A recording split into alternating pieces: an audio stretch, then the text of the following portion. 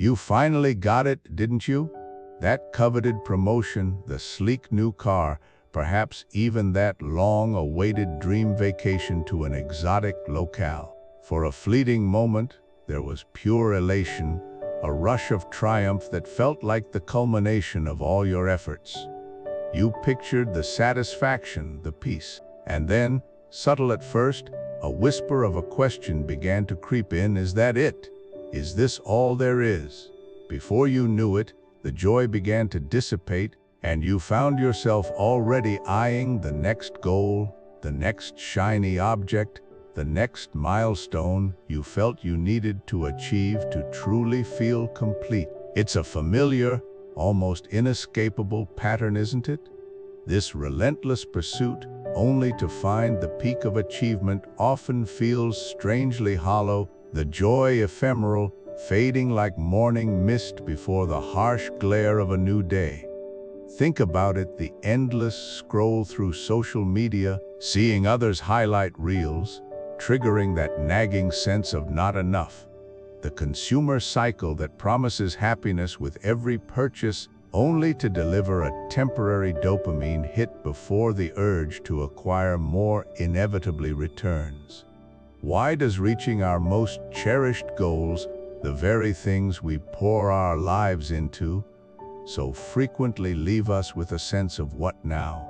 Why do we seem perpetually stuck on this invisible treadmill, constantly running towards a promised land of happiness, only to find it perpetually just out of reach, forcing us to chase the next illusion of fulfillment, the next fleeting moment of contentment? It's as if our very nature conspires against lasting peace, ensuring we are forever striving, forever wanting. This isn't a modern malady born of digital overload or hyper-consumerism. It's a fundamental human restlessness, an ancient puzzle that few have confronted with such unflinching, almost brutal honesty as Arthur Schopenhauer. Now, cast aside any preconceived notions of a dusty, detached academic theorizing in an ivory tower. Let me introduce you to a philosopher who wasn't afraid to look life's harsh, often uncomfortable, realities directly in the eye. Schopenhauer wasn't crafting polite theories about abstract concepts. He was grappling with fierce intellectual rigor with the raw, messy, and undeniable truths of human existence itself, the pervasive suffering, the incessant striving, and the inherently elusive nature of genuine, lasting contentment. He observed and painstakingly dissected this very cycle we experience, the insatiable will that drives us forward, the brief, often superficial satisfaction of a desire temporarily fulfilled, and the inevitable, almost immediate return to wanting something more, something new, something different.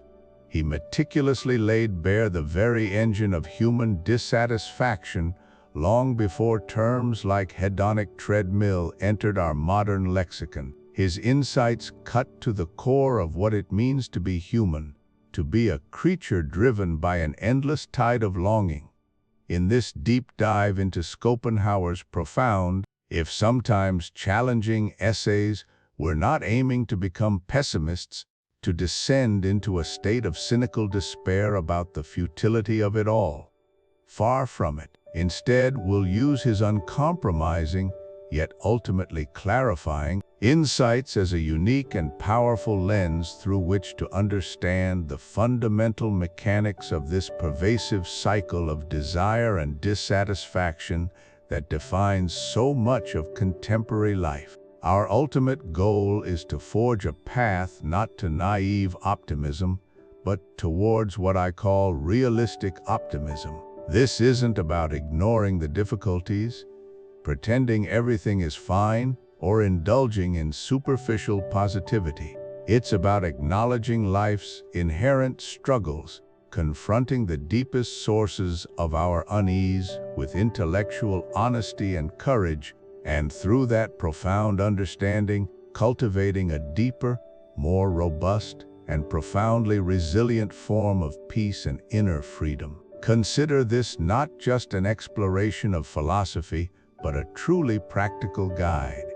A robust toolkit for finding enduring equanimity, psychological fortitude, and genuine resilience in a world that relentlessly pushes us to chase fleeting shadows, to confuse fleeting pleasure with lasting joy.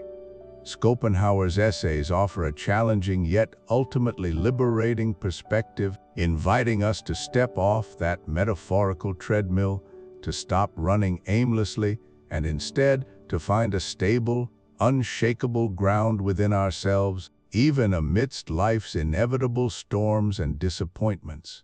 Join us as we unpack the radical wisdom of a man who dared to ask the hard questions about existence, offering us not just intellectual stimulation, but a profound roadmap to navigate the complexities of our own desires and, perhaps, to truly thrive with an informed and grounded sense of purpose. Why, you might ask, would anyone willingly choose to embark on a deep dive into the philosophy of Arthur Schopenhauer? He's, after all, history's most famously pessimistic thinker, the grumpy uncle of philosophy, as I've come to label him. His studies in pessimism doesn't exactly promise a pleasant read. Yet, here we are, about to explore this formidable work. You'll understand why I've found profound solace and surprising practicality within his often dark worldview, transforming gloom into genuine insight. My journey with Schopenhauer began not academically, but from a personal yearning for understanding. I was navigating a period where relentless positivity felt inadequate, even dismissive of what I was experiencing. It seemed everyone else was chasing an elusive joy, while I was trying to make sense of dissatisfaction, the quiet hum of existential anxiety beneath modern life. I found myself drawn to a thinker who dared to look at suffering, articulating truths others preferred to gloss over. There's a comfort in having your anxieties articulated with clarity by someone who lived centuries ago. It's like finding a fellow traveler who sees the landscape you're navigating. I recall a period of profound professional uncertainty and personal upheaval. I was wrestling with endless striving, new goals and anxieties constantly replacing old ones. Then I stumbled upon Schopenhauer's profound insight: satisfaction is merely a fleeting pause before the will asserts itself anew, leading to perpetual, restless striving. Paradoxically, instead of despair, a profound clarity washed over me. It wasn't about giving up. It was about recognizing a fundamental truth about human motivation. It demystified my anxieties, making them feel less like personal failings and more like an integral, albeit uncomfortable, aspect of being human. It was like realizing the constant buzzing in my head wasn't a defect, but just how the engine of human existence naturally runs. This wasn't gloom, it was a therapeutic recognition, a grounding in reality that felt deeply comforting. So, let's be absolutely clear about our objective. This isn't an academic lecture on philosophical history. Our goal is practical and deeply personal.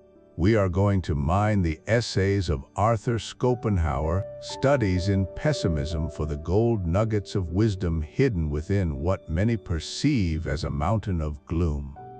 We're looking for potent, often overlooked insights that can genuinely improve our understanding of ourselves, our relationships, and the complex world around us. Practical wisdom for modern life. Think of it as transforming philosophical lead into everyday gold, forging intellectual tools for navigating contemporary challenges. Schopenhauer can be incredibly dense. His sentences often wind like challenging mountain roads, and his concepts, while breathtakingly brilliant, can feel remote from our daily lives, shrouded in 19th-century intellectualism. My aim in this series is to act as your guide, a translator, if you will. I'll be taking his complex arguments and archaic language and shaping them into relatable concepts and actionable insights. We'll explore his ideas not just as abstract theories, but as practical lenses through which we can better understand our own experiences, emotions, and the choices we make every single day. We'll humanize the philosophy, bringing it down from the ivory tower into the messy, beautiful reality of our daily lives. Consider this our shared journey to discover how even the grumpy uncle of philosophy can, surprisingly, offer some of the most profound and comforting advice you didn't know you desperately needed. Welcome, fellow travelers, on this philosophical journey to a deep dive into the profound, often challenging, yet undeniably insightful world of Arthur Schopenhauer. We begin our exploration of his essays on pessimism with Chapter 1, The Engine That Never Stops Understanding the Will. This, perhaps, is Schopenhauer's most crucial contribution, the very bedrock of his philosophy, and the key to understanding why existence often feels like an endless striving. For Schopenhauer, at the very heart of everything, beneath the surface of our conscious thoughts and actions, lies a fundamental, primal force he termed the will, or more specifically, the will to live. Imagine your smartphone. It's a powerful device capable of incredible things. But even when you're not actively using an app, there are often dozens, maybe hundreds, of applications running in the background. They're constantly syncing data, checking for updates, pushing notifications, consuming power. You don't consciously interact with them, but they're relentlessly active, draining your battery, dictating much of your phone's underlying operation. For Schopenhauer, the will is precisely like this, a background app, an unconscious, relentless engine running on the deepest level of our being, and indeed, on the deepest level of all existence. It's the invisible force constantly generating desires, shaping our reality, and ultimately draining our peace. This will to live isn't a conscious decision. It's not something we choose to have. It is, by its very nature, blind, purposeless, and utterly insatiable. It's a surging, primordial energy, a cosmic force that drives not just human beings, but every single living organism, from the simplest bacterium to the most complex human society. It manifests as the plant pushing through concrete to reach the sunlight, the animal instinctually hunting for food, the relentless drive for survival and reproduction that defines biology itself. It is pure, unadulterated striving, an eternal, ceaseless wanting without ultimate aim or reason beyond its own continuation. In us, this universal will takes a particularly agonizing form. It appears as that relentless inner voice constantly whispering more. It manifests as our endless desires for greater wealth, a bigger house, a higher status, more accolades, an ideal partner, passionate love, exciting new experiences, even just the next delicious meal or comfortable moment. We spend our lives chasing these manifestations, believing that their attainment will bring lasting happiness. But here's Schopenhauer's profoundly pessimistic, yet deeply observant, insight: satisfying one desire merely opens the door for a new one to emerge almost instantaneously. The moment you achieve that long-sought promotion, the thrill is fleeting, and suddenly your sights are set on the next rung up the corporate ladder. You buy that dream car, and within months, you're thinking about the next model or a different upgrade. You fall in love, and the joy of union soon gives way to anxieties about loss, arguments, or the desire for a deeper, more perfect connection. The will is a bottomless pit. It's never truly satisfied. It's like trying to fill a sieve. The water pours out as fast as you pour it in.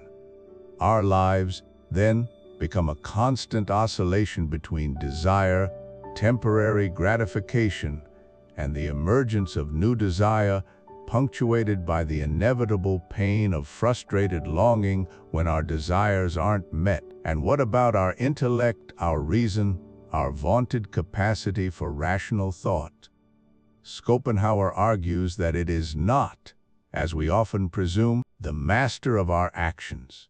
Instead, our intellect is merely a servant to this powerful, unconscious will. Our reason, our capacity for logic and planning, our ability to articulate goals, all of these are simply sophisticated tools that the will employs to achieve its ends. Our intellect doesn't decide what we want, it simply figures out the how of getting what the will already blindly craves. We rationalize our desires, creating elaborate justifications for why we need that new thing or must pursue that particular goal. But beneath it all, the will is the prime mover, pushing us relentlessly forward. We are, in a very real sense, puppets of this unseen force, with our minds merely acting as sophisticated stagehands. This, then, is Schopenhauer's central and in many ways brutal truth. The will to live is the fundamental engine of existence, a blind, insatiable, and universal striving. It is the inexhaustible source of all our desires, and precisely because it can never be truly satisfied, it is the root cause of all human suffering. Life, for Schopenhauer, is not a gift to be enjoyed, but a task to be endured, a constant struggle against the relentless tyranny of the will. Understanding this fundamental force is the first step in comprehending the depth of Schopenhauer's philosophy and the path he proposes for escaping its clutches, a path we will explore in subsequent chapters. Welcome back to our exploration of Arthur Schopenhauer's studies in Pessimism, a collection that, far from being a downer, offers a profoundly liberating perspective on the human condition. In this second chapter, we plunge into what might seem Schopenhauer's most challenging, yet ultimately his most insightful argument, the art of suffering, why pain is life's default setting. Prepare to have your conventional notions of happiness and misery inverted as we explore the counterintuitive idea that suffering is the primary, positive state of existence, while happiness is merely the temporary and negative absence of pain. To truly grasp this radical concept, let's begin with a universally relatable experience, a persistent, agonizing toothache. Imagine, if you will, the dull throb that escalates into a sharp, piercing jab, demanding your entire attention. It's not merely discomfort, it's an insistent, overwhelming presence that colors every thought, every sensation. Your life, your very being, becomes defined by this pain. You long for its cessation, for relief, for escape. Now consider that glorious moment when, perhaps after a trip to the dentist, the pain finally subsides. That profound sense of calm, of quietude, of lightness that is what we often label happiness. But, upon closer inspection, what exactly is it? It isn't a new, vibrant, positive feeling that has sprung into existence. Rather, it is the absence of the excruciating pain that dominated your reality. The happiness is simply the relief from a prior, tangible suffering. Schopenhauer argues that life, in its essence, is much like that. Our moments of joy are rarely positive states in themselves, but rather fleeting respites, the temporary cessation of some particular striving, want, or ache.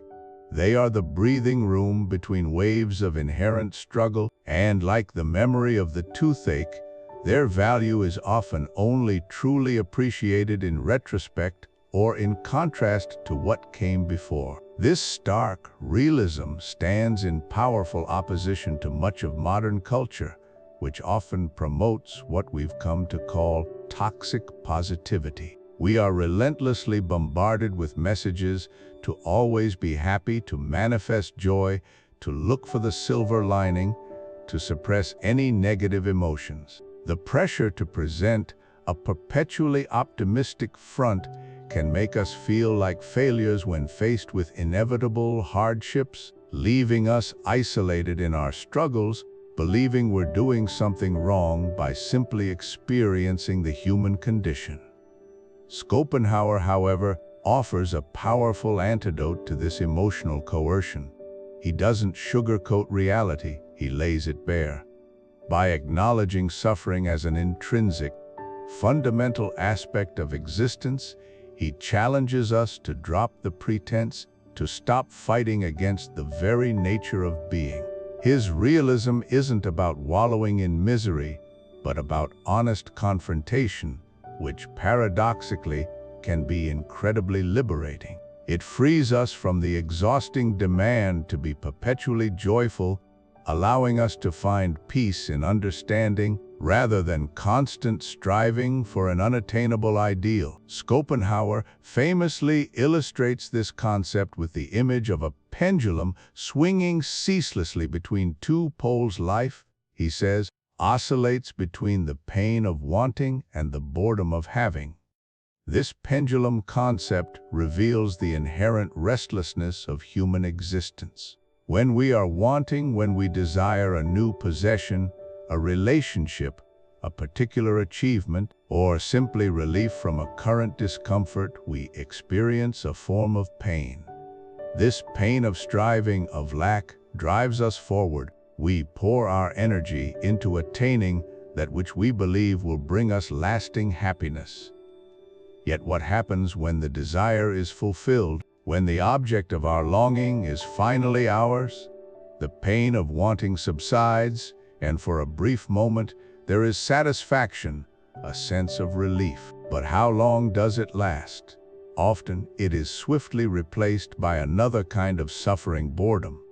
The thrill dissipates, the new object or achievement loses its luster, and we find ourselves restless, searching for the next desire to fill the void. This boredom itself is a subtle yet pervasive form of suffering, compelling us to seek new wants, new goals, thus setting the pendulum in motion once again. We are forever caught in this cycle, rarely finding true, enduring contentment, only temporary cessation from one form of discomfort before another takes its place.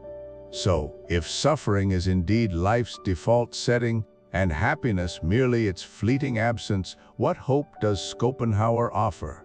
Is it simply a grim resignation to an inescapable fate?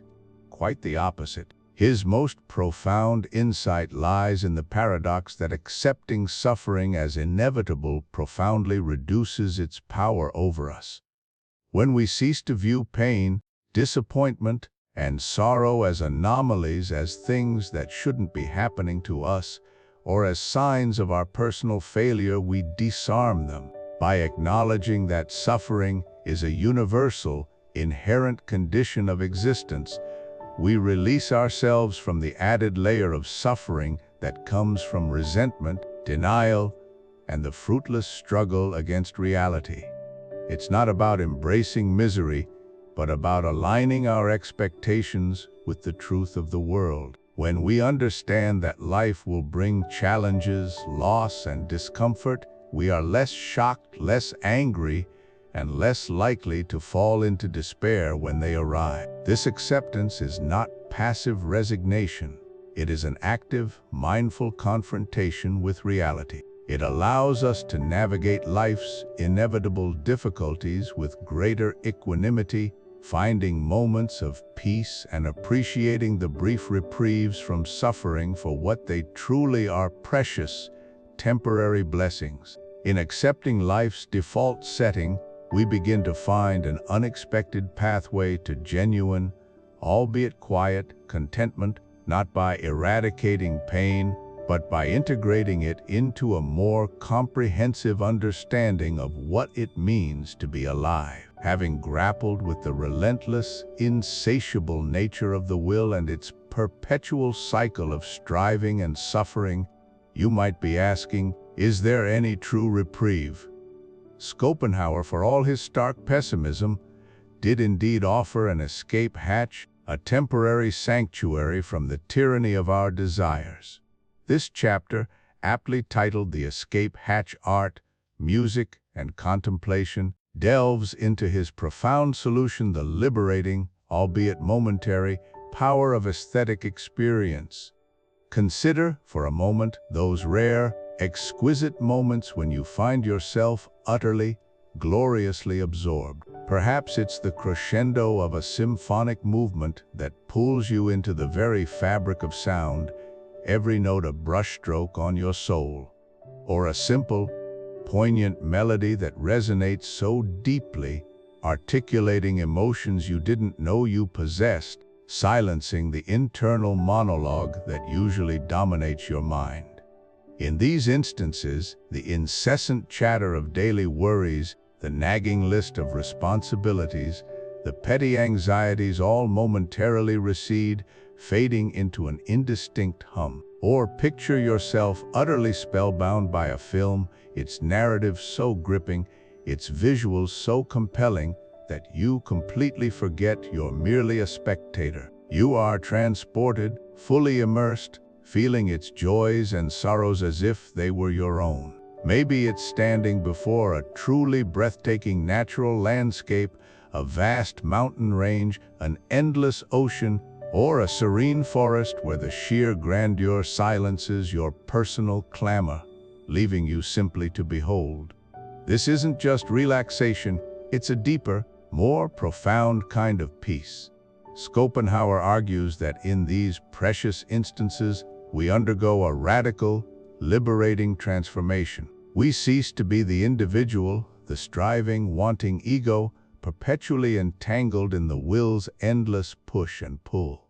Instead, we become, as he terms it, a pure, will-less subject of knowledge.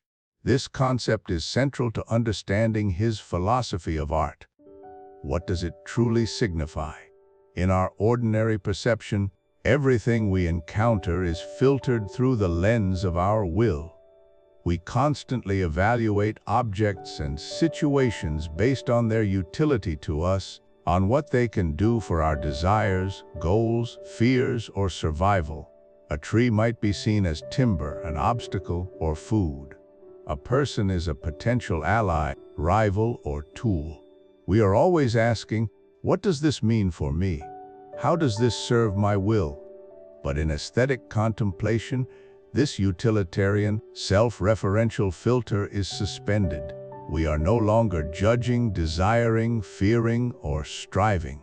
We are simply perceiving the object or phenomenon itself in its unadulterated essence, for what it is, rather than what it means for our perpetually unsatisfied will. It's a moment of profound contemplation, a blissful suspension of all personal striving and self-interest. The object is no longer a means to an end, it is an end in itself, appreciated purely for its intrinsic form and idea. Among all aesthetic experiences, Schopenhauer elevates music to the very highest pinnacle, a unique and unparalleled aesthetic escape hatch. Why? Because unlike other art forms, painting, sculpture, poetry, literature, or architecture, which are imitations or representations of the idea's Platonic forms, the objectifications of the will, music is fundamentally different. Music, Schopenhauer asserts, is not a copy of anything in the world, it is a direct manifestation of the will itself. It speaks to us in a language that bypasses concepts, bypassing the intellect, and goes straight to the core of our being without the mediation of the objective world. The melodies, harmonies, rhythms, dynamic shifts, they don't represent the will indirectly, they are the will in its innermost, undifferentiated expression. Melody reflects the restless, striving harmony, the various grades of its objectification, rhythm, the very pulse of life. It captures the ebb and flow of desire, striving, suffering, and emotion that underpin all existence in its most abstract and universal form.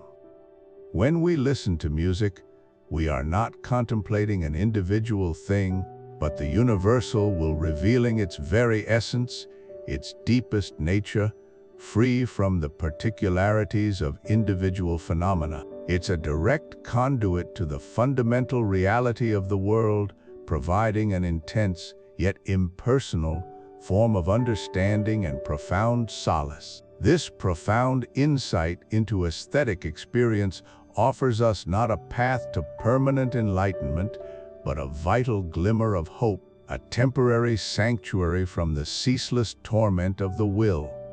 While Schopenhauer acknowledges these moments are fleeting, their value lies precisely in that momentary liberation, that blissful suspension of desire and pain. They are not a permanent solution, but a crucial, indispensable respite. So, I invite you to reflect deeply. What are your aesthetic escape hatches? Is it losing yourself entirely in a gripping novel, the meditative act of painting, observing the intricate dance of nature, immersing yourself in the profound silence of a vast wilderness, or perhaps a particular piece of music that unfailingly transports you beyond the confines of your ordinary self? Identify these activities, these moments of pure, will-less contemplation, and cherish them. Actively seek them out. Make space for them in your life.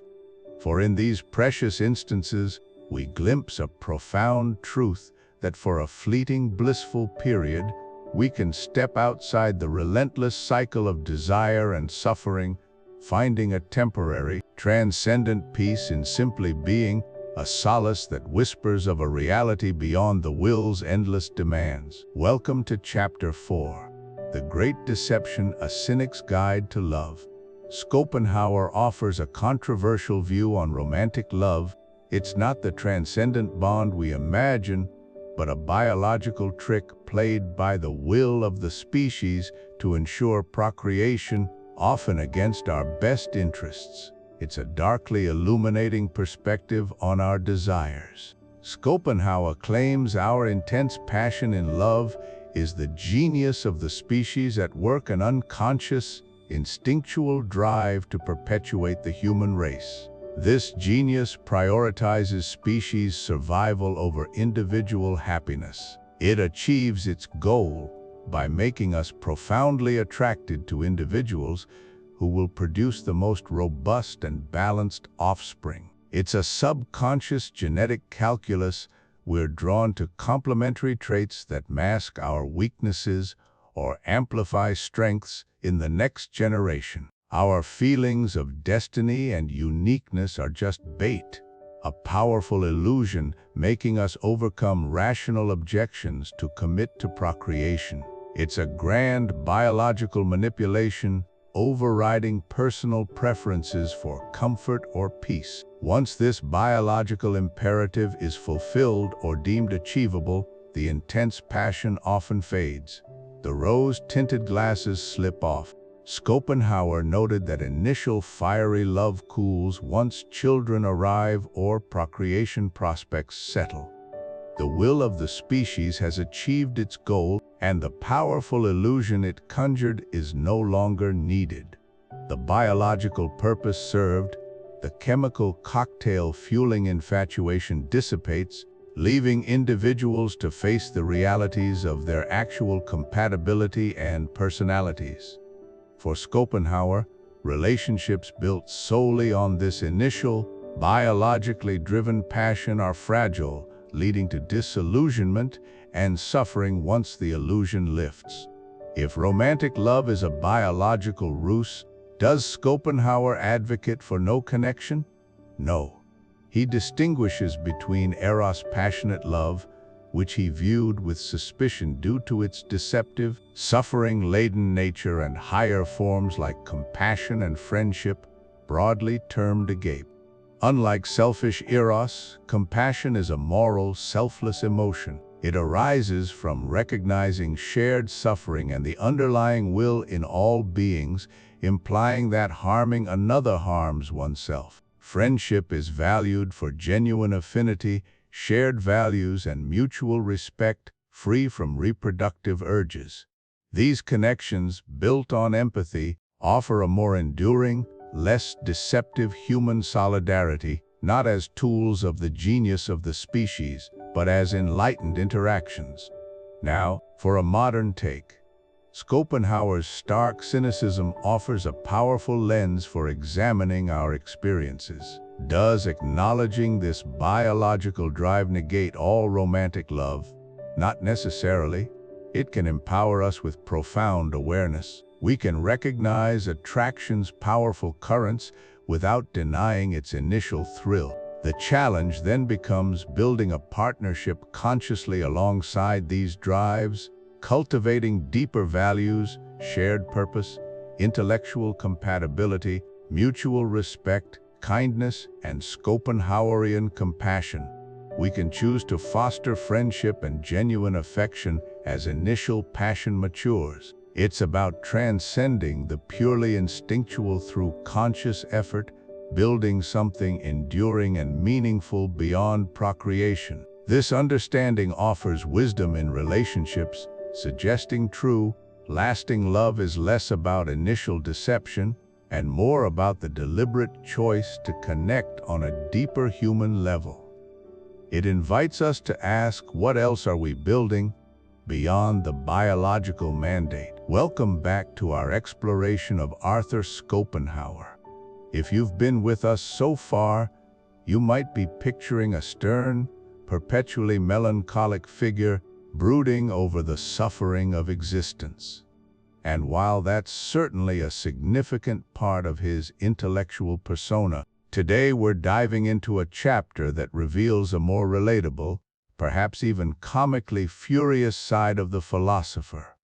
This is Chapter 5, The War on Noise, a Rant for the Ages. Because before the existential dread, before the meditations on the will, there was for Schopenhauer the sheer, unadulterated annoyance of a world that refused to be quiet. His essay on noise is less a philosophical treatise and more a magnificent, incandescent outburst against the auditory assaults of everyday life. And nowhere is his fury more exquisitely expressed than in his tirade against, of all things, the cracking of whips. Imagine Schopenhauer deep in thought, perhaps wrestling with the very fabric of reality, when suddenly, crack, goes a whip in the street outside.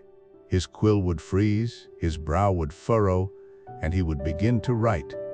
Let me share a snippet so you can truly appreciate the depth of his irritation. He declares, and I quote, "The most inexcusable and scandalous of all noises is the cracking of whips. It is the only one I know which is produced solely for the purpose of destroying all thought. For the purpose of annoying everyone who is trying to think. It has a quite peculiar effectiveness, as it attacks the thinking brain directly, and with a kind of fearful abruptness which can only be compared to a blow. The man who cracks a whip is a man whose brain is a tabula rasa. He is conscious of no higher object than that of breaking the hearts of all who are striving to think." You can practically hear the indignant splutter in his voice, can't you? That's not just a complaint, it's a profound moral condemnation of an act he perceived as an assault on the intellect itself. Now, while we might not be plagued by the incessant cracking of whips today, Schopenhauer's underlying grievance, his visceral objection to gratuitous auditory interruption, resonates with an almost terrifying accuracy in our modern age. Think about it. We live in a world of perpetual crack.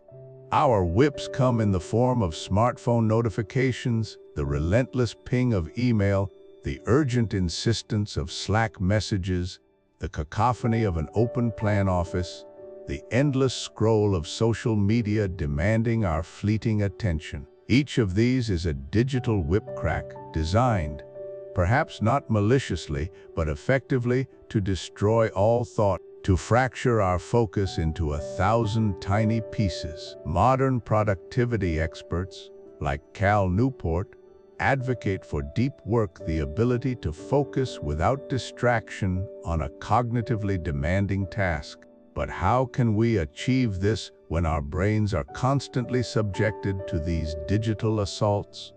Schopenhauer understood, long before neuroscience caught up, the profound mental cost of constant interruption. Each notification, each glance away from a task, creates what psychologists call attention residue. A part of your mind stays tethered to the previous distraction, making it harder and slower to fully re-engage with the original task. It's like trying to fill a bucket that has 100 tiny holes, each one drilled by a digital whip crack. Our capacity for sustained, deep thought is being eroded, replaced by a shallow, reactive mode of processing information. Schopenhauer, in his solitary walks and profound meditations, understood the indispensable value of silence and solitude. For him, these weren't merely the absence of noise, but the fertile ground from which genuine thought, creativity, and self-awareness could spring.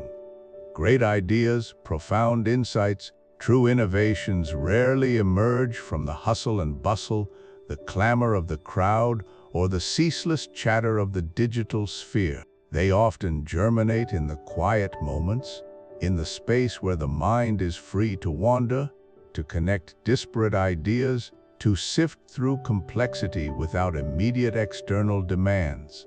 Silence allows for introspection, for the slow, deliberate processing that transforms raw information into wisdom.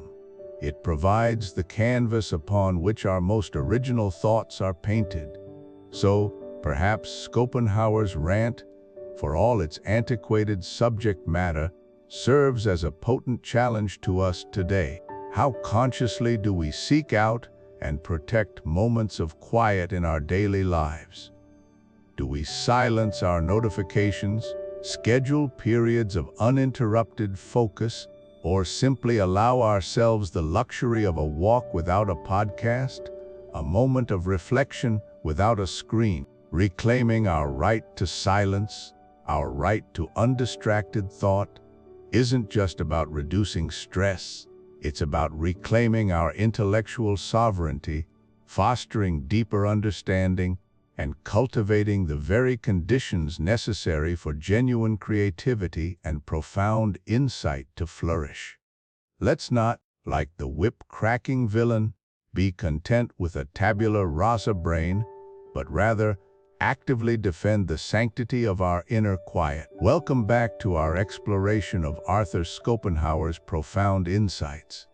In this 6th chapter, Your Character is Your Destiny, we delve into one of his most challenging yet potentially liberating ideas, the inherent, unchangeable nature of our fundamental character. This isn't conventional self-help, nor an invitation to resignation.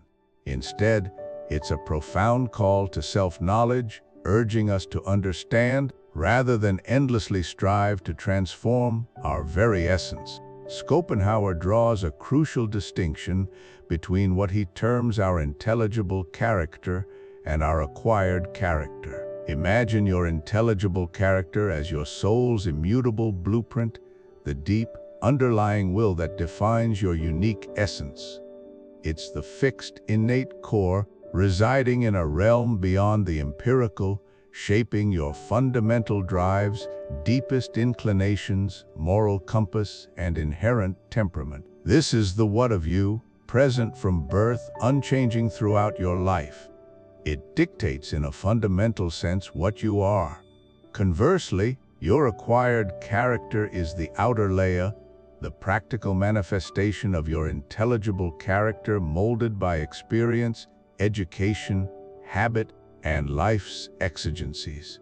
This is the how you present yourself, the skills you learn, the manners you adopt, the knowledge you accumulate, and the roles you play. While your acquired character can certainly evolve, allowing you to refine your conduct and adapt to circumstances, it is always built upon and limited by the unyielding foundations of your intelligible character.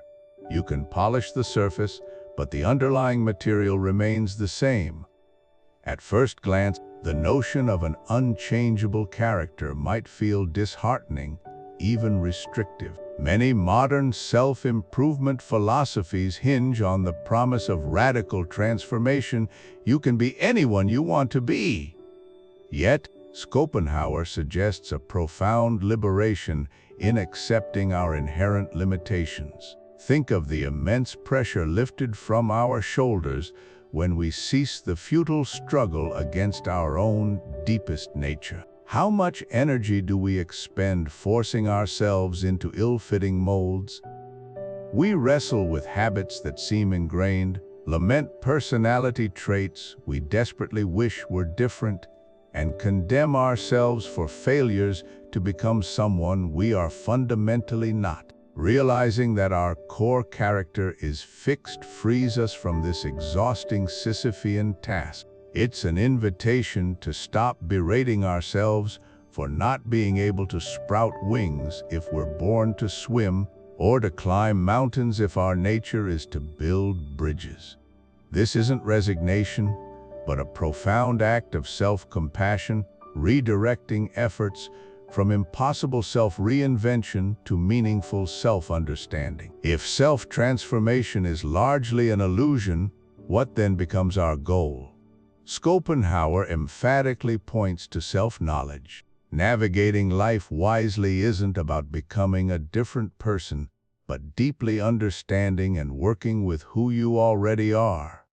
This means an honest, unflinching examination of your intelligible character, your genuine motivations, inherent strengths, irreducible weaknesses, true desires, and undeniable aversions. It's about knowing your own internal landscape as intimately as a seasoned cartographer knows their terrain.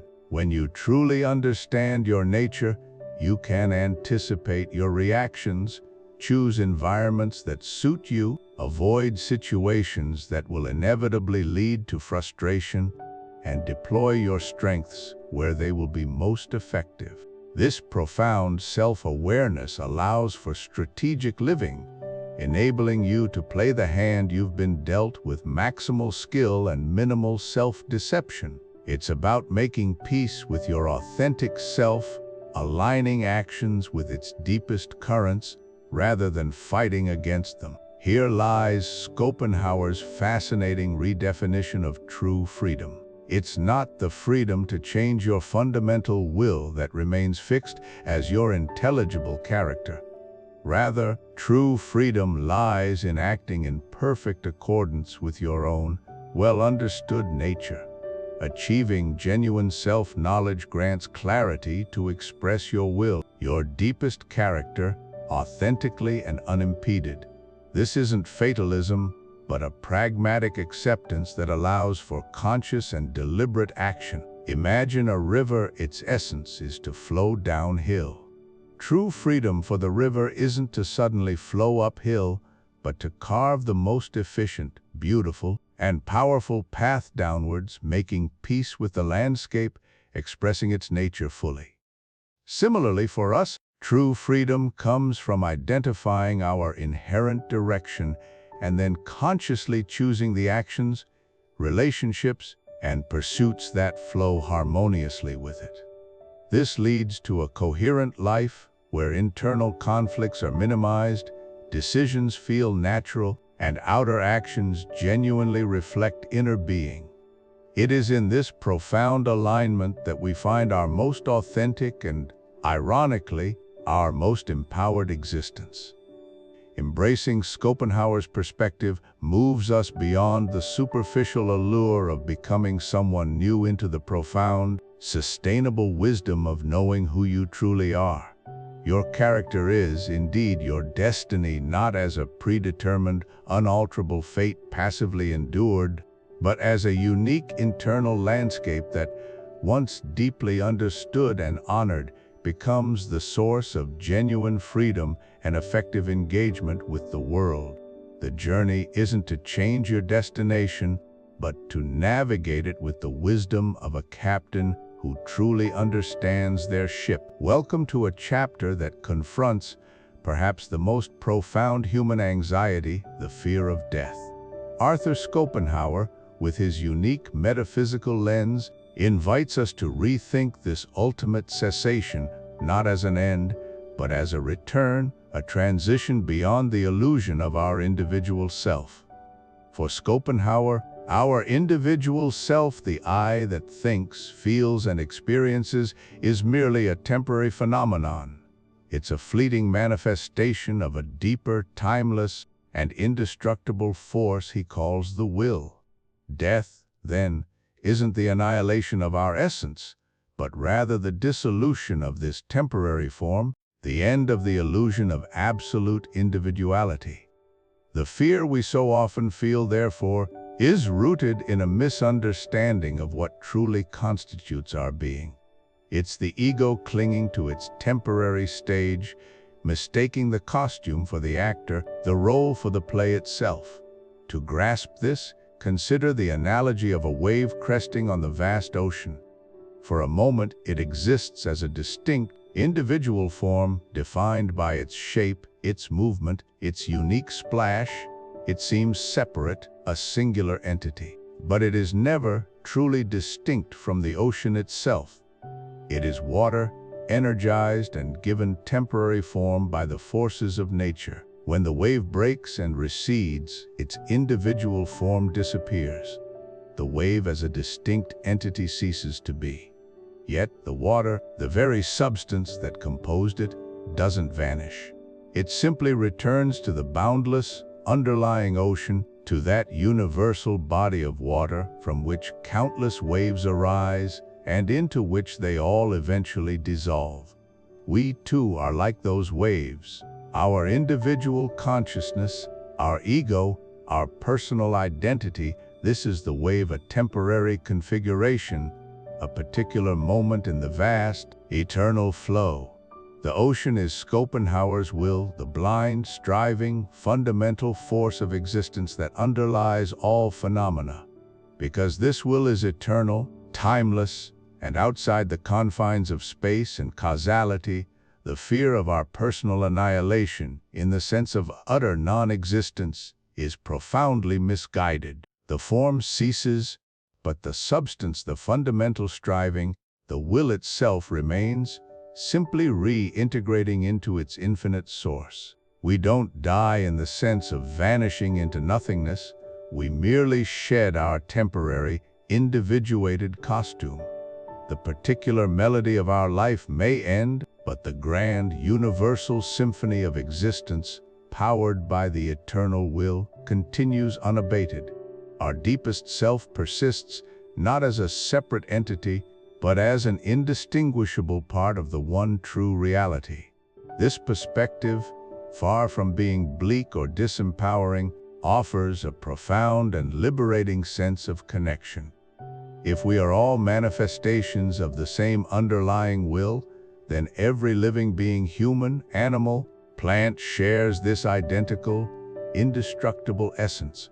The boundaries that seem so solid between me and you, between species, even between what we perceive as animate and inanimate nature, begin to blur. We are all expressions of the same primordial drive, momentarily individuated, yet eternally linked. This understanding fosters a deep empathy, a recognition of our shared, fundamental identity with all that is. It transforms our understanding of kinship, expanding it to encompass the entirety of life. In an era often grappling with the cold indifference of nihilism, where life might seem ultimately meaningless, Schopenhauer offers a unique solace. And for those who find the notion of a personal, eternal afterlife, with its often anthropocentric and moralistic baggage unsatisfactory or improbable, this view presents a powerful alternative. It's not a heaven or hell, nor is it the terrifying void of absolute non-existence. It's a return to source, a reintegration. It's the comfort of knowing that while the particular melody of our individual life may cease, the grand symphony of existence, powered by the eternal will, continues, and we are an indelible, if temporarily distinct, note within it. Our deepest self persists, not as a separate entity, but as an indistinguishable part of the one true reality. It is the ego's curtain call, allowing the deeper, universal play to continue unabated. Thus, Schopenhauer invites us to look beyond the superficial fear of personal extinction, to embrace a larger, more encompassing truth that death is not an ending, but a transformation, a shedding of the illusion of separateness, and a remerging with the timeless, inexhaustible reservoir of all being. It is the ultimate act of returning home. Welcome back to our exploration of Arthur Schopenhauer. While his name is often synonymous with pessimism, a philosophy that unflinchingly confronted the suffering inherent in existence, there's a profound, often overlooked softer side to his thought, a side that unveils his ethical framework built upon the most unlikely of foundations, compassion. This is Chapter 8, The Wisdom of Compassion, the True Basis of Morality. For Schopenhauer, true morality doesn't stem from divine commandments, rational duties, or the pursuit of personal happiness. Instead, it arises from an immediate, intuitive experience he termed Mitleid, a German word often translated as compassion or fellow suffering. This isn't a mere sentimentality, it's a deep, involuntary identification with the suffering of another. This concept is deeply rooted in his profound admiration for Eastern thought, particularly the ancient Hindu Upanishads. Here, Schopenhauer found a spiritual echo to his ethical insights in the profound Sanskrit mantra, Tat Tivam Asi. Literally, this means thou art that. What does this truly signify in Schopenhauer's philosophy? It means that when you witness the suffering of another being, be it human or animal, you intuitively recognize yourself in their pain. You perceive that the very same will, the same fundamental striving and suffering essence that constitutes your own being, is also present within them. The apparent multiplicity of individuals is but a fleeting illusion cast by the principium individuationis, the principle of individuation that separates us in the phenomenal world. This instantaneous recognition, this profound empathy, is for Schopenhauer the sole true source of genuinely moral action. It is the moment when the hard shell of the ego, that illusion of a separate, isolated self, begins to dissolve. When we feel compassion, we momentarily transcend our own individual will, our own desires, and our own suffering to share in the suffering of another. It's not an intellectual deduction, it's a visceral, pre-rational understanding that their pain is, in a profound sense, my pain, because we are, at a deeper level, one and the same will manifesting. This breakdown of ego boundaries allows for an action that is genuinely selfless, untainted by any personal motive. This starkly contrasts with ethical systems based on rules, duties, or potential reward systems Schopenhauer vehemently rejected as fundamentally selfish. He looked, for instance, at Immanuel Kant's categorical imperative, which posits morality as arising from universalizable rational duty.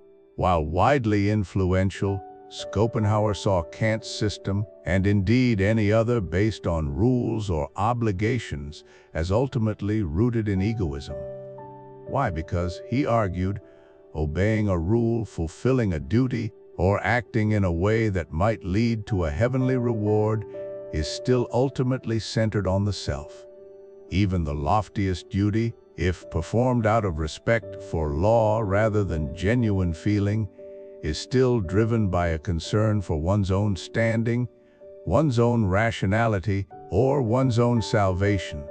It doesn't truly break free from the individual will's self-assertion. Schopenhauer believed that an act performed solely because it is the rule, or it is my duty, lacks the true moral spark of pure, unadulterated fellow feeling. Only an action born from compassion, from the spontaneous, unbidden recognition of shared suffering, is truly selfless and therefore truly moral. Thus, compassion or mitleid becomes the most powerful antidote to the relentless egoism and inherent cruelty driven by our individual will. Our will, in its ceaseless striving, naturally asserts itself against others, seeing them as means to its own ends, leading to conflict, envy, and suffering. But compassion offers a momentary, yet profound, transcendence of this. It's a glimpse behind the veil of individuation, a recognition of the fundamental unity of all existence beneath the diverse forms.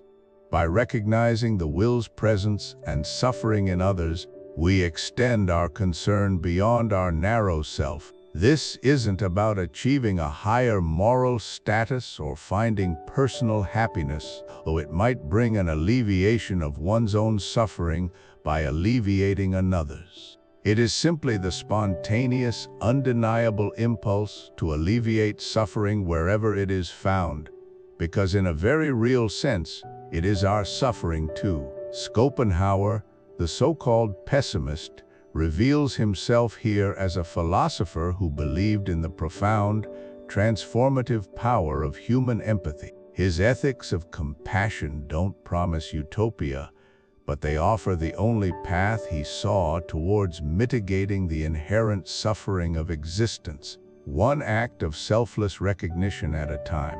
It's a call to look beyond the self, to truly see and feel the suffering of the world, and in that seeing, to find the true basis of morality. Welcome back to our journey through the profound insights of Arthur Schopenhauer. We arrive now at Chapter 9, a pivotal moment in our exploration, the path to peace denying the will.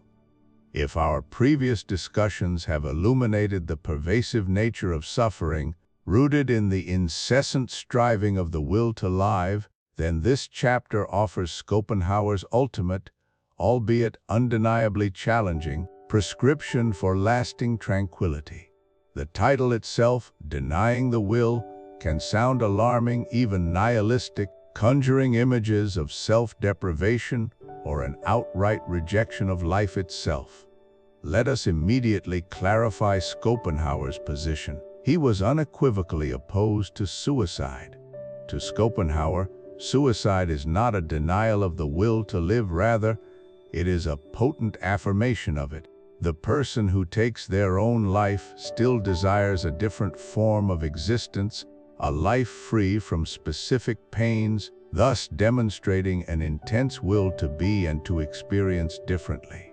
No, Schopenhauer's denial of the will is far more subtle, more profound, and infinitely more difficult than mere self-destruction. Instead, the denial of the will to live is a conscious, radical turning away from the inherent striving, the endless wanting, and the insatiable desires that are the very engine of suffering within life. It's not about ending life, but about mastering the desires that cause suffering within life. Think of it not as extinguishing the flame of existence, but rather as consciously withdrawing the fuel that feeds the fire of incessant craving and attachment. It's a fundamental reorientation of one's entire being, a spiritual revolution that seeks to liberate consciousness from the tyranny of its own inherent impulses. How does one begin to deny the will in practice? Schopenhauer himself drew inspiration from ancient ascetic traditions, from Eastern philosophies like Buddhism, and from the lives of saints and mystics who sought to transcend worldly attachments. And remarkably, we can see echoes of this ancient ideal in many modern practices designed to foster inner peace and well-being. Consider mindfulness, for instance. At its core, Mindfulness is about observing thoughts, feelings, and sensations without judgment, allowing them to arise and pass without attachment or aversion. This practice directly aligns with Schopenhauer's vision. It's about stepping back from the immediate demands of the will, acknowledging its impulses but refusing to be enslaved by them. Similarly, the practice of meditation, in its various forms, aims to quiet the incessant chatter of the mind, to cultivate inner stillness, and to find moments of pure, detached contemplation. This is a direct practical path towards disengaging from the will's ceaseless prodding, creating a space where the individual can experience a profound liberation from its insistent clamor. Even modern minimalism, often framed as an aesthetic or environmental choice, can be seen as a contemporary manifestation of denying the will. By consciously reducing material possessions and external dependencies, we lessen the grip of desire, the anxiety of acquisition, and the pain of potential loss. We simplify our lives, thereby reducing the opportunities for the will to assert its materialistic demands and create dissatisfaction. The ultimate goal of this denial is to arrive at a state of serene detachment. Imagine the pendulum of pain and boredom that Schopenhauer so vividly described, the swing from the pain of unfulfilled desire to the boredom of temporary satisfaction. In the state of will denial, this pendulum finally comes to rest. It's not a state of inertness or joylessness, but rather a profound tranquility, a quiet contentment that transcends the fleeting highs and lows of desire fulfillment. It is a freedom from suffering rather than a frantic pursuit of happiness. It's an unshakable inner peace born not of acquisition, but of release. This state is characterized by an intellectual apprehension of the world as phenomenon, as mere appearance, rather than being caught up in its insistent, desire-driven reality. The individual becomes a pure, will-less subject of knowledge, capable of contemplating the Platonic ideas, the eternal forms underlying all fleeting phenomena, rather than being entangled in the particulars of individual striving. It's a moment of profound insight where the illusion of individuality begins to dissolve, and one recognizes the universality of the will's suffering in all beings. Compassion naturally flows from this realization as one sees their own struggle mirrored in all sentient life. It's vital to present this as an aspirational North Star for a more peaceful existence, rather than a rigid instruction or an immediately achievable state for everyone. Schopenhauer himself recognized the extreme difficulty of this path, calling it rare and arduous. It's a philosophical ideal, a profound challenge to human nature, but one that offers the deepest, most enduring form of peace imaginable. It's a compass heading for navigating the inherent suffering of existence, allowing us to find moments, perhaps even extended periods, of profound stillness and equanimity where the constant clamor of the will is silenced and true peace can reside. It is the ultimate wisdom, a path to transcend the very forces that bind us to suffering. While perhaps never fully realized by most, it offers a powerful framework for understanding and mitigating the endless cycle of desire and dissatisfaction that defines human existence. Having delved into the profound insights of Arthur Schopenhauer, you might be thinking, this is all fascinating, but how do I actually live with these ideas? How do I integrate this perspective into the hustle and bustle of my own existence? That's precisely what our 7-day Schopenhauer-inspired tranquility plan is designed to address. This isn't about becoming a recluse or abandoning the world, but rather about cultivating a deeper understanding of yourself and your place within it, leading to a more profound sense of inner peace. It's a practical, actionable guide to experiencing the benefits of these philosophical concepts firsthand, starting today. Prepare to reframe your daily interactions, quiet the incessant demands of the will, and discover pockets of tranquility you never knew were possible.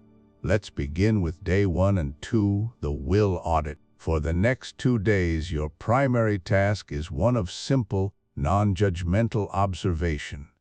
Throughout your waking hours, simply pay attention to your desires as they arise.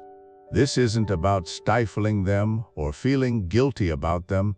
It's about acknowledging their presence. As you go about your day, whether you crave a specific coffee, wish for an email reply, desire praise, or yearn for a different circumstance, take a mental note. If possible, journal these desires. Write down what you wanted, what triggered the desire, and how it felt. Did it bring a pang of discontent, a surge of impatience, a fleeting hope? The goal here is purely observational. By identifying the endless stream of I want that flows through your mind, you begin to see the relentless, insatiable nature of the will in action, the very force Schopenhauer identifies as the root of suffering. This initial audit cultivates self-awareness, allowing you to recognize the constant striving that underpins much of your daily experience without needing to change a thing just yet. It's the first step towards gaining a degree of detachment from its incessant demands. Moving on to day 3, the aesthetic escape. After observing the will's tireless machinations, it's time to seek a momentary reprieve. Schopenhauer believed that true aesthetic contemplation offers a temporary liberation from the will's grasp, allowing us to perceive the world for what it is, rather than through the distorting lens of our desires.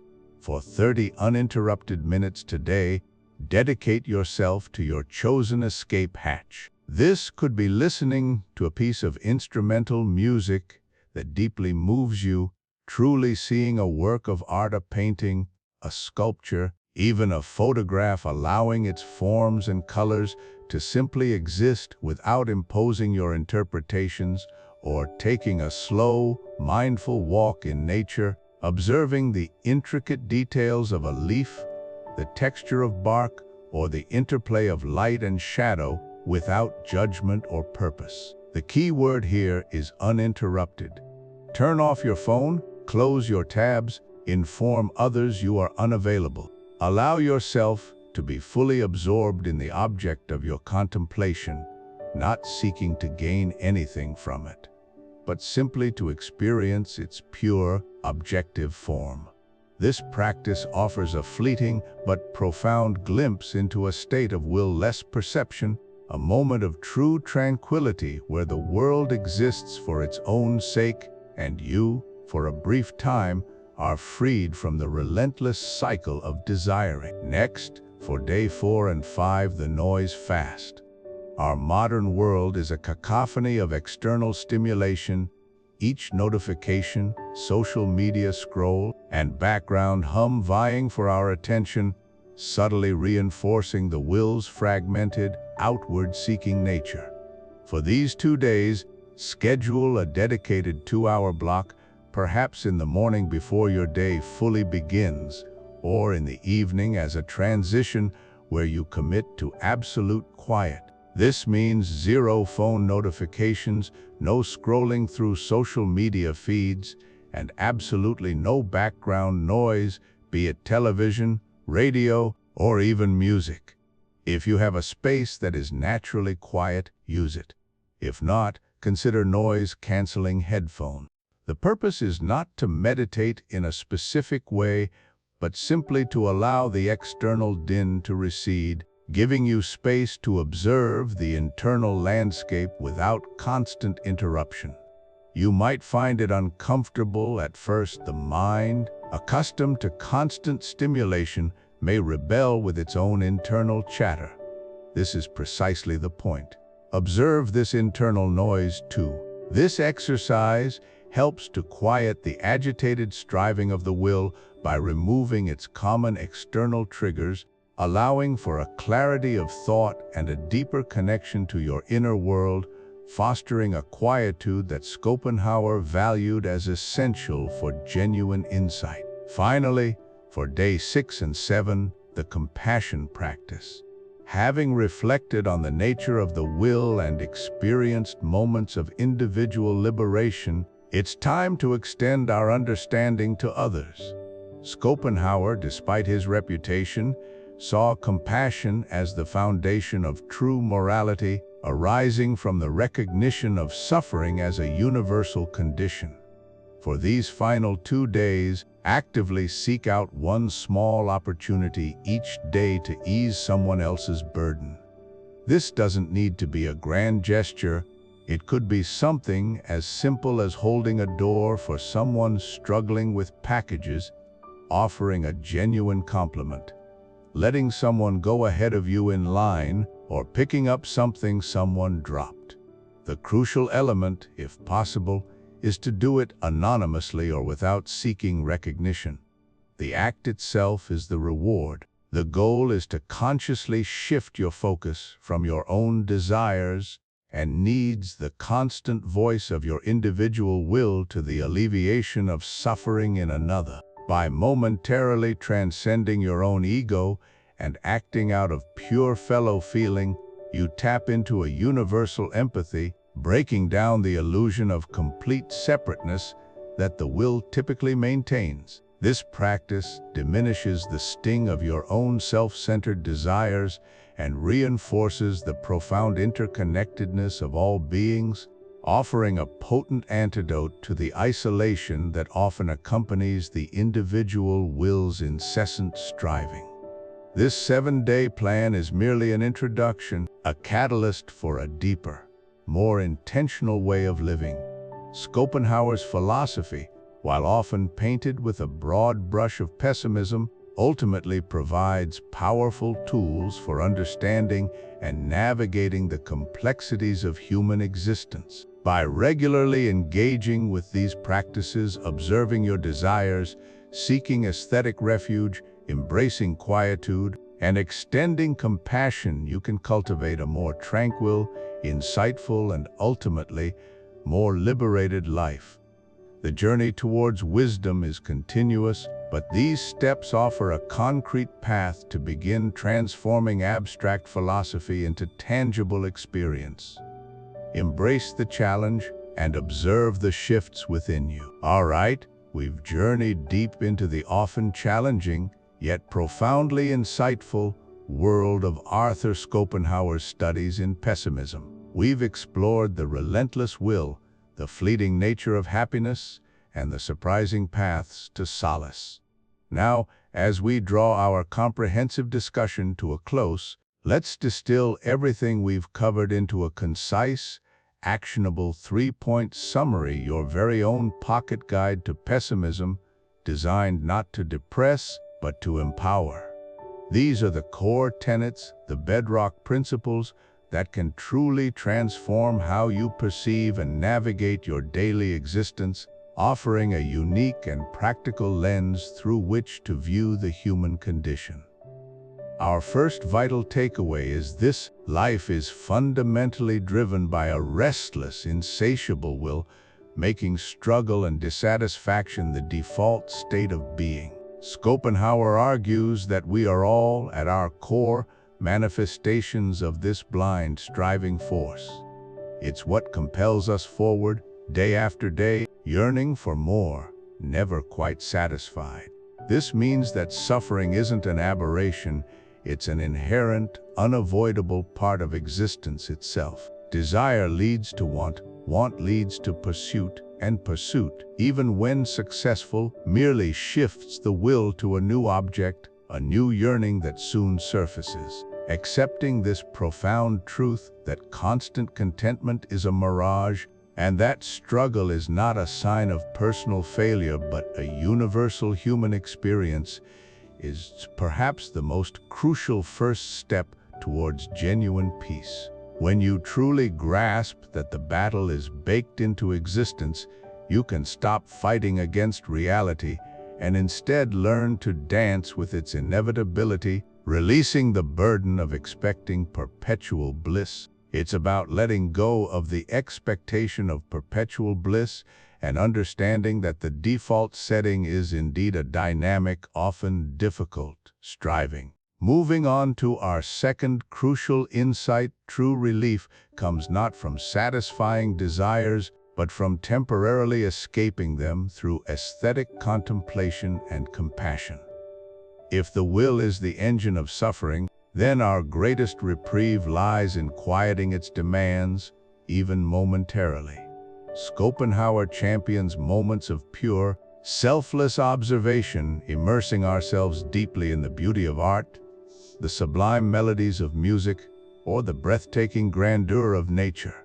In these instances, we transcend our individual desires and become a pure, will-less subject of knowing, experiencing the world not as something to be consumed or possessed, but simply as it is.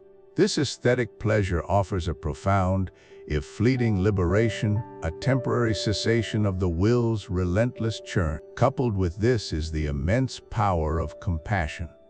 By recognizing that all beings share this same fundamental struggle, that they too are driven by the same will and experience similar pains and anxieties, we can extend empathy and kindness, dissolving the ego's boundaries and finding a deep, shared humanity.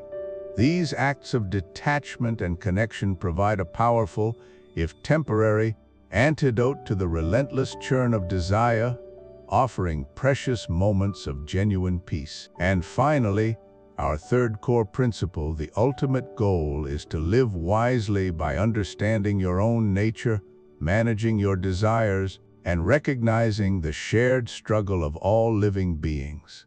Schopenhauer isn't advocating for passive despair, quite the opposite. His philosophy is a powerful call to awaken, to see the world as it truly is, and then to navigate it with wisdom and intention. This means engaging in deep introspection to understand the specific ways the will manifests within you, your unique desires, ambitions, and fears. It's about developing a profound self-awareness, not to eliminate desire entirely, which is impossible for a human being, but to manage it, to temper its excesses, and to cultivate a deeper sense of detachment from outcomes. It's about prioritizing experiences that offer genuine respite, like aesthetic appreciation, and actively practicing compassion as a daily discipline. By acknowledging the universal suffering, we can cultivate a powerful sense of solidarity and purpose, transcending our individual woes by connecting with the broader tapestry of existence. To live wisely, in Schopenhauer's view, is to confront the inherent challenges of life not with blind optimism, but with clear-eyed understanding, tempered expectations, and an unwavering commitment to moments of quiet contemplation and shared humanity, thereby forging meaning despite the odds. So, remember these three profound points, your guiding insights for navigating existence. Accept the struggle as inherent to life and cease fighting reality. Seek temporary peace in art, nature, and profound compassion, and strive for wisdom in understanding and managing your desires, recognizing our shared human condition. This isn't a philosophy of giving up, it's a philosophy of seeing clearly, of understanding the underlying currents, and of finding pockets of peace and meaning amidst the inevitable churn of existence. May Schopenhauer's insights serve not as a burden, but as a liberating lens, helping you to navigate the complexities of life with greater clarity, acceptance, and even, paradoxically, a profound sense of inner calm and resilience. Thank you for joining me on this profound intellectual journey. We've journeyed together through the challenging yet profound philosophical landscapes of Arthur Schopenhauer. His groundbreaking work, The Essays of Arthur Schopenhauer, Studies in Pessimism invites us to confront the nature of existence, the relentless will, and inherent suffering. But even within Schopenhauer's candid acknowledgement of life's difficulties, he offered a powerful counterpoint, the temporary liberation found in aesthetic contemplation. He recognized that through art, music, and profound engagement with beauty, we can momentarily transcend the grip of the will, finding a precious, fleeting escape from suffering and achieving a state of pure, objective understanding. And it's this concept of an escape hatch that I want to connect with you on personally. What are your personal aesthetic escape hatches? Beyond the weighty philosophical constructs of the will to live, what are those specific, tangible elements in your life that reliably offer you solace, wonder, or peace? Is it the raw power of a particular rock anthem that electrifies your spirit, or the intricate melodies of a classical symphony that quiet your mind? Perhaps it's the escapism offered by a meticulously crafted film or television series, transporting you to another world entirely. Maybe your sanctuary is a beloved book, a quiet afternoon spent sketching, a long walk through a sun-dappled forest, the rhythmic crash of waves against a shore, or even just the simple, comforting ritual of brewing the perfect cup of tea or coffee, allowing your thoughts to drift. We all have these unique havens, these personal sanctuaries that restore us. I encourage you to share your individual aesthetic escape hatches in the comments section below. Let's cultivate a rich community where we can exchange these vital sources of joy, wonder, and quietude, perhaps inspiring each other to discover new avenues for peaceful reflection. What brings you that essential, restorative moment of transcendence or deep serenity amidst the hustle and bustle of daily life? Your insights could be a balm for someone else. If you've found genuine value in this exploration, if this humanized approach to philosophy striving to make complex, sometimes intimidating, ideas accessible, relatable, and applicable to our modern experience has resonated with you and perhaps even sparked new ways of thinking, please consider giving this video a thoughtful thumbs up. Your positive engagement is incredibly important. It genuinely helps YouTube's algorithms ensure more curious minds discover and benefit from these discussions. And if you're eager to continue these enlightening deep dives into the lives and thoughts of profound thinkers, or to further explore the intricate tapestry of philosophical ideas, make sure you hit that subscribe button. Don't forget to tap the notification bell so you'll be among the first to know whenever our next intellectual journey begins. For those whose curiosity has been piqued by Schopenhauer's perspective and who are now compelled to read the essays of Arthur Schopenhauer, Studies in Pessimism for yourselves, or to delve deeper into related philosophical works, you'll find direct links in the description below. These links will guide you to where you can acquire the book or access other recommended reading materials. We encourage you to explore these foundational texts firsthand, to engage with the primary source, and to form your own interpretations. There's nothing quite like wrestling with the original words of a master. Finally, I want to be transparent.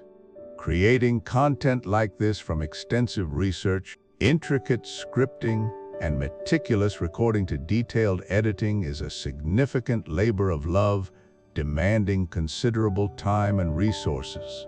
If you appreciate the value we deliver, find our approach helpful in navigating complex philosophical terrain, and would like to help us sustain and expand this unique platform, please consider offering your support to the channel. You'll find direct links to our Patreon page in the description, where even a small, consistent contribution, the price of a coffee, perhaps can make an enormous difference. Your support allows us to dedicate more time, invest in better tools, and bring more high-quality, thought-provoking content just for you, our dedicated audience. Every bit of support helps us sustain and grow this special corner of intellectual discourse and critical inquiry. Thank you sincerely for joining me on this profound journey into the compelling mind of Arthur Schopenhauer. Your presence and engagement make these discussions all the more meaningful.